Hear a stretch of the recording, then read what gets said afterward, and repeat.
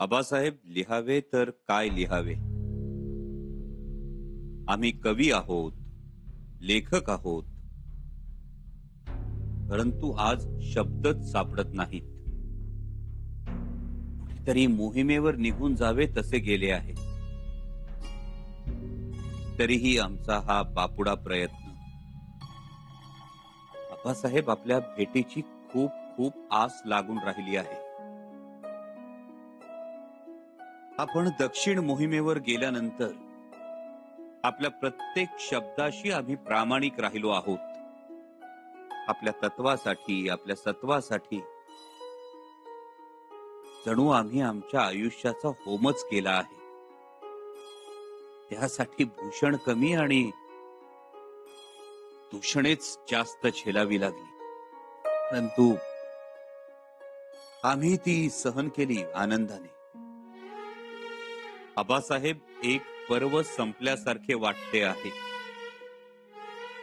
आपण याल किंवा आपला निरोप येईल असे आम्हास वाटत होते. खूप वाट पाहिली आम्ही, परंतु नंतर विचार केला. आपल्याच घरी जाण्यासाठी मुलाला निरोपाची आवश्यकता भासते का? आबासाहेब, आम्हाला कळून चुकले आहे. निरोप येणार नाही. आमचे आम्हाला जावे लागणार. म्हणूनच आबा, आम्ही रायगडी येतो आहोत.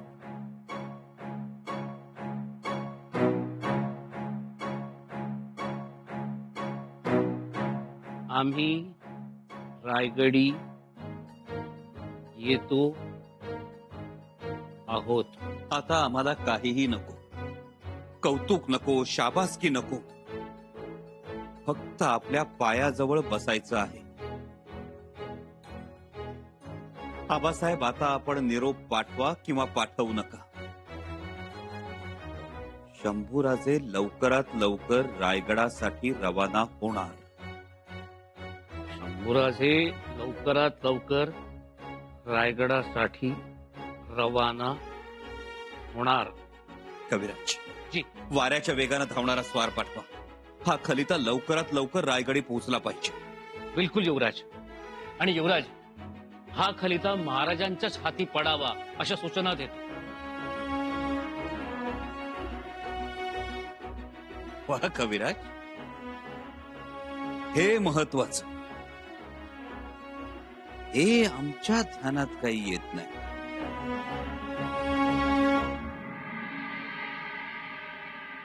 अगं बाई, झोपायची तयारी चालली वाटतं. भवानी बाळा, आता झोपायचं नाही. आईला सांगा, आम्हाला नवीन अंगड पाहिजे, नवीन टोपडी पाहिजे. लवकरात लवकर शिवा. बताशिवाय शिवा लवकर. पायात वाळा घाला, हातात मनगटी घाला आणि काजळाची तीट सुद्धा लावा. अहो, पण बाळाच्या आईला सांगा तरी. ती आम्ही तुम्हाला सांगितलं तर तुम्ही खूप खुश व्हाल, हरखून जाल. म्हणजे अहो अहो सांगा तरी काय झालंय. आपण आता रायगडावर जाणार आहोत. काय खरंच सांगताय? मला माहितीये, आम्ही कधी खोटं नाही बोलत. आत्ताच दादासाहेबांनी रायगडावर खलिता पाठवलाय. बताशीबाई, आई शिरकाईच पावली हो.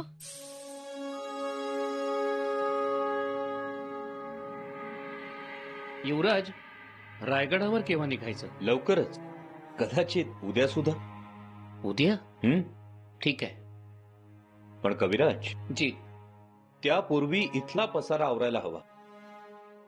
युवराज, पसारा मांडता येतो सहज, पण आवरता येत नाही. खरंय कविराज, आम्हाला चिंता लागून राहिली आहे ती अश्वदळाचीच. हम कुछ समझे नहीं युवराज. आपण अश्वदळ घेऊन रायगडावर जाऊ. महाराज देखेंगे तो हम समझेंगे कि हमारा मकसद पूरा हो गया. ते आहेच, पण एवढं मोठं अश्वदळ घेऊन रायगडावर गेलो तर काढणारे त्याचा वेगळाच अर्थ काढतील. पुन्हा गैरसमजांचा तोबरा आम्हाला. जी, ये भी बात सही है. ऐसा करते हैं कि युवराज, रायगडावरून महाराज साहेबांचा खलिता घेऊन आलोय. बघितलं कविराज? जी. राणू अक्का, युवराजनी आबासाहेबांचा खलिता आलाय. आम्ही म्हणत होतो ना खलिता येणार म्हणून. कविराज, आबासाहेबांची वाट भलेही पावसानं अडवली असेल, पण त्यांना येणारा पूर आमच्या आठवणींचाच असणार. आमच्याशिवाय राहूच शकत नाहीत आमचे आबासाहेब. आणि आता आम्ही दोघे नाही, छोटे आऊसाहेब सुद्धा आहेत ना. जी. खरंच खलिता आलाय? आला म्हणजे येणारच होता. खरंच हो, आपले आबासाहेब ते आबासाहेबच. राणू अक्का, आता तयारीला लागा. आपण उद्याच निघतो आहोत रायगडावर जाण्यासाठी. उद्याच? हो, उद्याच. अहो, पण वहिनीसांना खूप सारी तयारी करायची असेल. त्यांच्या माहेरी सांगावा द्यावा लागेल.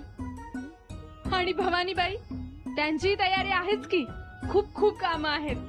आम्ही असं करतो, आधी धाराऊला जाऊन सांगतो. हो सांगा, पण आता घाई करा. आणि युवराजींना म्हणावं आत्तापासूनच सगळ्यांचे निरोप घ्यायला सुरुवात करा. उद्या मध्यान्नीला तुमचे मेणे चिपळूणच्या परशुराम मंदिरात थांबतील विश्रांतीसाठी. एवढ्या वेगाने जायचं? हो तर चला, आवरा आता. हो.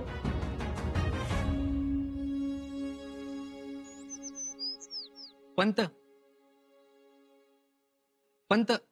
ऐकताय ना? ऐकतोय. शृंगारपूरनं आलायस ना? वयजी. खूप तातडी दिसतेय. वयजी. थांब थोडं. युवराजांचा खलित आहे, लगोलग महाराजांना द्यावा अशी सूचना केली त्यांनी.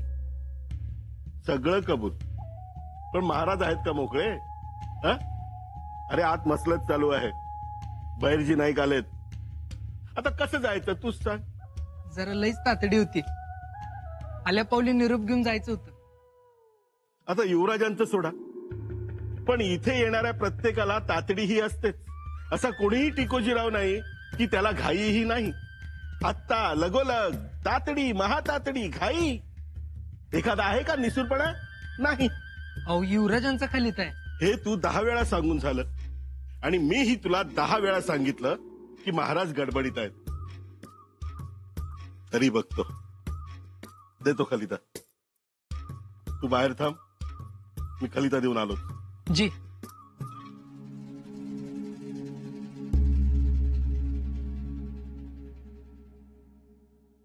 आम्हाला तर स्वप्नच वाटतं आहे. आम्हालाही खरं वाटत नाही.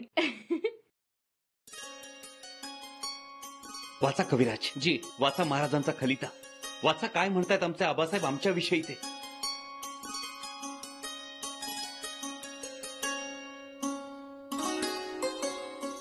श्रियासह विराजित अखंड लक्ष्मी अलंकृत युवराज शंभूराजे प्रति अनेक उदंड आशीर्वाद.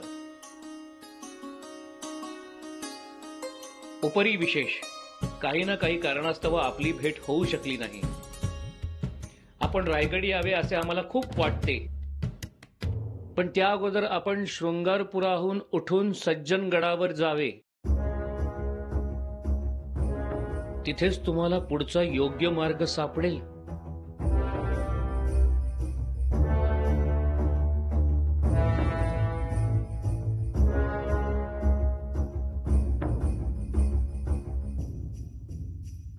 समर्थांच्या रहिवासाने पुण्यवंत झालेल्या गडावर तुम्हा सद्विचार सुचतील. ते स्वराज्याच्या हिताचे असतील. तिथे जो अनुग्रह होईल त्यामुळे तुमचे भविष्य आकारास येईल. ही आमची आज्ञा आहे. त्वरेने निघावे.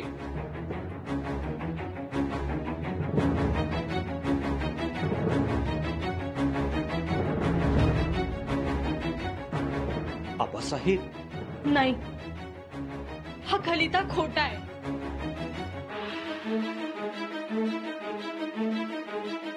दादासाहेब, हा मजकूर खोटा आहे. अहो, आपले आबासाहेब असं लिहिणारच नाहीत. युवराज ऐकावं आमचं. दादासाहेब ऐका ना. आपण रायगडी जात आहोत. आता नको कोणता सज्जन गट, नको मठ, नको देऊळ. दादासाहेब, तो खलिता खोटा आहे.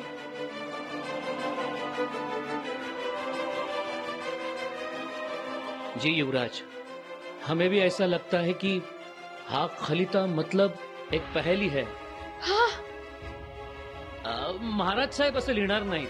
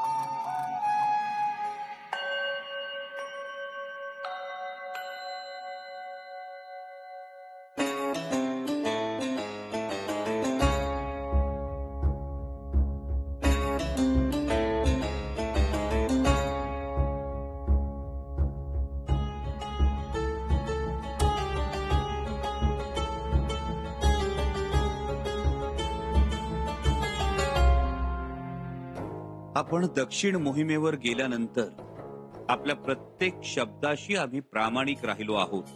आपल्या तत्वासाठी, आपल्या सत्वासाठी जणू आम्ही आमच्या आयुष्याचा होमच केला आहे. आता आम्हाला काहीही नको, कौतुक नको, शाबासकी नको, फक्त आपल्या पायाजवळ बसायचं आहे. आबासाहेब, आता आपण निरोप पाठवा किंवा पाठवू नका. शंभूराजे लवकरात लवकर रायगडासाठी रवाना होणार.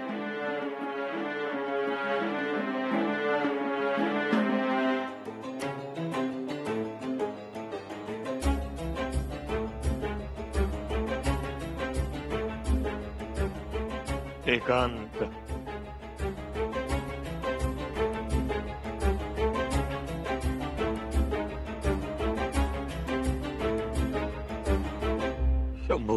शंभूराजे तुमची तगमग आम्ही समजू शकतो, पण एक लक्षात घ्या, आपण केवळ बापलेक नसून या स्वराज्याचे छत्रपती आणि युवराज आहोत.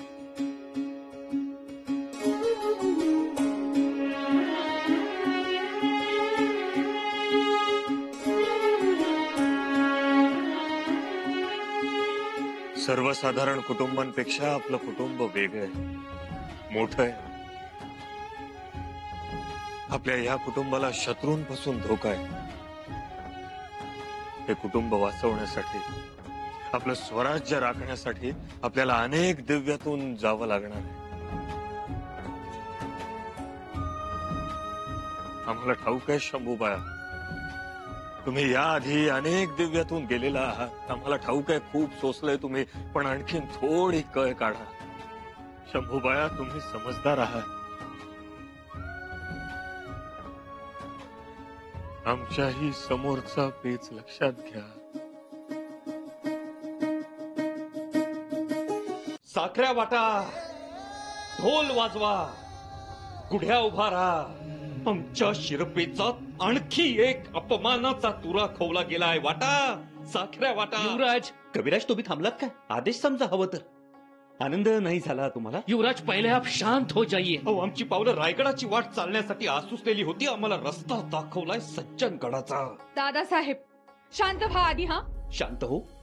कसे शांत हो? आम्ही तडफडत होतो आमच्या जन्मदात्याला भेटण्यासाठी, पण छत्रपती सांगतात समर्थांच्या सहवासाचा. आबासाहेब, आधी आम्हाला तुम्हाला भेटायचं होतं, मग बाकीच्यांना. तुम्ही दक्षिण मोहिमेवर गेलात, मोहीम गाजवलीत. भीमथडीच्या घोड्यांचे खूर हिंदी महासागराच्या पाण्याने धुतले गेले. मोहीम गाजवून तुम्ही परत आलात आणि आम्ही इथेच इवल्याशा शृंगारपुरात 2 वर्ष पिंजऱ्यातल्या पाखरासारखे तडफडतो आहोत आम्ही. एकदाही नाही म्हणावंसं वाटलं? शंभू बाळा, या भेटीला, किंवा थांबा शंभू बाळा, आम्हीच येतो तुमच्या भेटीला. एवढे पारखे झालो आम्ही.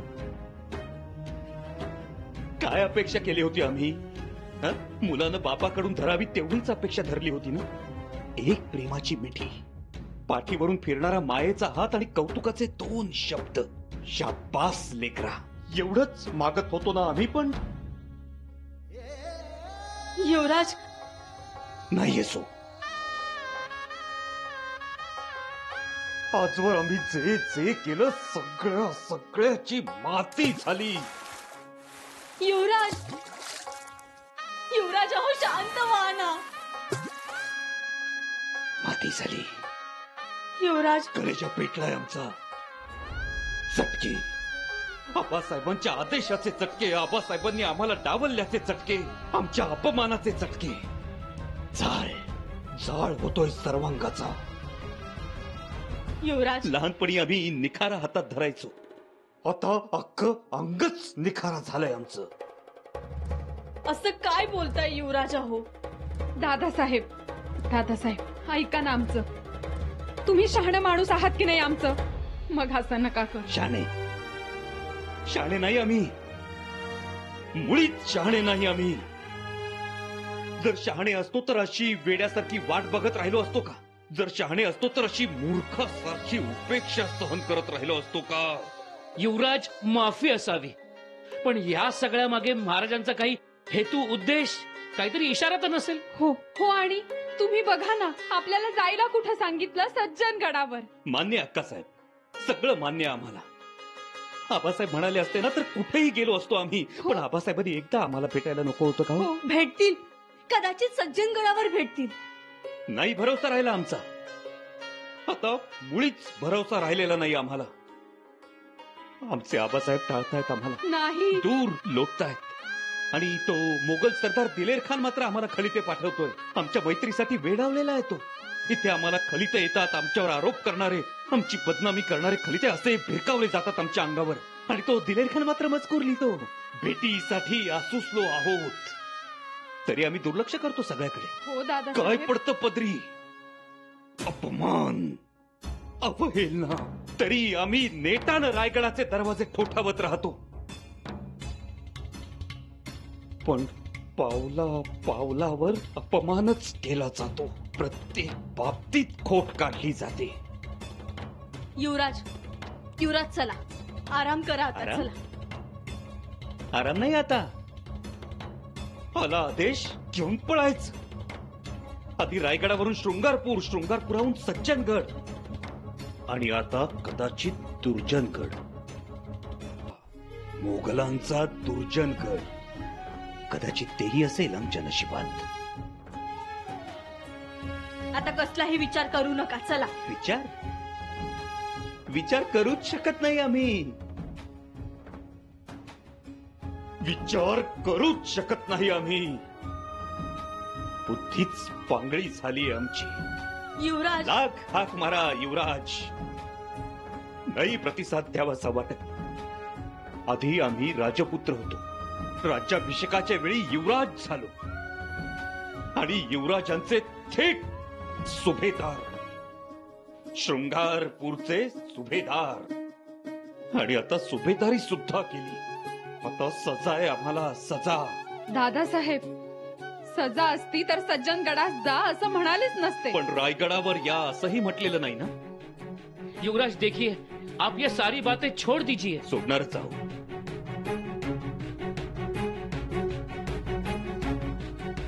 सोडणारच आहोत. किंबहुना सगळ्या गोष्टी सोडाव्याच लागतील आता आम्हाला. युवराज, दादासाहेब, सोडाव्याच युवराज, लागतील. जवळचे आम्हाला दूर लोटतायत आणि दूरचे आम्हाला जवळ करतायत. आपले आम्हाला शत्रू मानतात आणि शत्रू आम्हाला मित्र म्हणतात. काय वाढून ठेवलंय नियतीनं आमच्या नशिबात कोणास ठाऊक.